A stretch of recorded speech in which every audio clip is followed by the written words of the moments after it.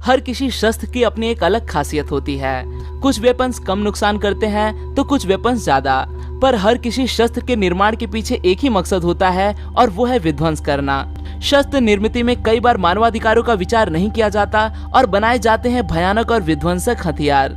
तो चलिए दोस्तों, आज हम जानते हैं कुछ ऐसे विध्वंसक हथियारों के बारे में जिनकी भयावहता की वजह से उन्हें प्रतिबंधित यानी कि बैन कर दिया गया।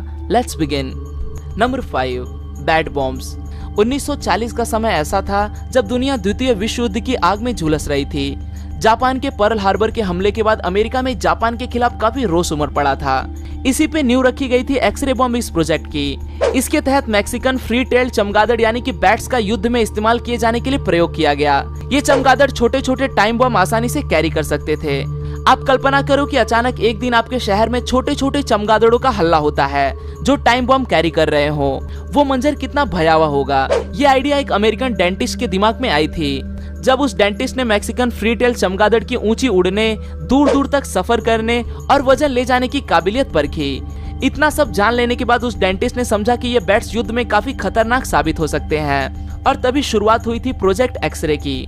Number 4, blinding laser beams. वैसे तो कई प्रकार के लेजर बीम्स का इस्तेमाल युद्ध में किया जाता है, पर उनमें से आज भी कुछ ऐसे लेजर बीम्स हैं जिनका इस्तेमाल प्रतिबंधित है। सोचिए, अगर युद्ध में दुश्मन को अंधा किया गया तो वो लड़ने के काबिल ही नहीं रहेगा।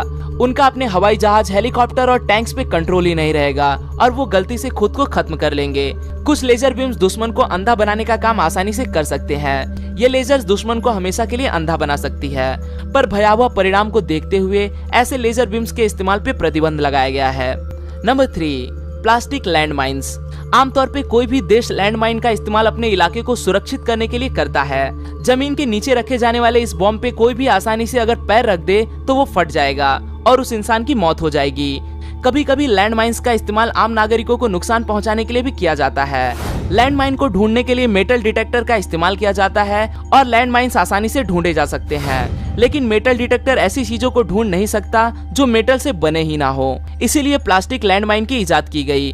1970 में हुए एक समझौते के तहत युद्ध में उन सभी हथियारों के इस्तेमाल पर बैन लगा दी गई जिन्हें एक्सरे में देखा न जा सके। प्लास्टिक लैंड माइन इसी तरह के हथियार में शामिल की जाती है। Number 2, poison bullets. कई बार ऐसा होता है जब दुश्मन पर चलाई बंदूक की गोली से वो बच जाता है। इसीलिए इतिहास में पॉइजन बुलेट यानी कि जहरीले बंदूक की गोली का इस्तेमाल किया जाता था, जिससे वो दुश्मन बच नहीं पाता। ये सिलसिला आज का नहीं है मेरे दोस्त। इसकी शुरुआत 16वीं 17वीं शताब्दी में हुई थी। असल में गोली पे किसी भी तरह का जहर नहीं लगाया जाता, बस गोलियां कई दिन या महीने तक धूल खाने के लिए छोड़ दी जाती। इससे होता ये कि गोली पर कई तरह के बैक्टीरिया फैल जाते। जिस भी किसी पर इस बुलेट का इस्तेमाल होता, या तो वो उसी क्षण मर जाता या इन बैक्टीरिया की वजह से फैली बीमारी की वजह से 1-2 दिन में खत्म हो जाता। इसकी भयानकता को समझते हुए 1675 में रोमन साम्राज्य और फ्रांस में समझौता हुआ कि इस तरह के जहरीले बुलेट्स का इस्तेमाल हम एक दूसरे के ऊपर कतई नहीं करेंगे। Number 1, expanding bullets. कोई भी बंदूक की गोली जो टारगेट को हिट करने के बाद ब्लास्ट करती है या फैलती है उसे एक्सपैंडिंग बुलेट कहा जाता है। जब कोई भी एक आम साधारण गोली किसी टारगेट को हिट करती है तो बुलेट टारगेट में एक छेद बनाकर आगे बढ़ती है या टारगेट में धंस जाती है, पर एक्सपैंडिंग बुलेट टारगेट को टकराने के बाद बुलेट में एक छोटा सा विस्फोट होता है, जिससे नुकसान आम बुलेट से कई गुना ज्यादा होता है। अगर आप सोचते हो कि यह आविष्कार नए जमाने का आविष्कार है तो शायद आप गलत सोचते हो। 1889 में ब्रिटेन ने इस बुलेट का आविष्कार भारत में किया था। हॉलो नामक बुलेट इसी तरह की बुलेट है और इसे देखने के बाद आप यही कहेंगे कि इसका आविष्कार कुछ सालों पहले ही हुआ होगा, पर असल में ये वही बुलेट्स हैं जिन्हें 1899 में बैन करवा दिया गया था। आज के लिए दोस्तों बस इतना ही।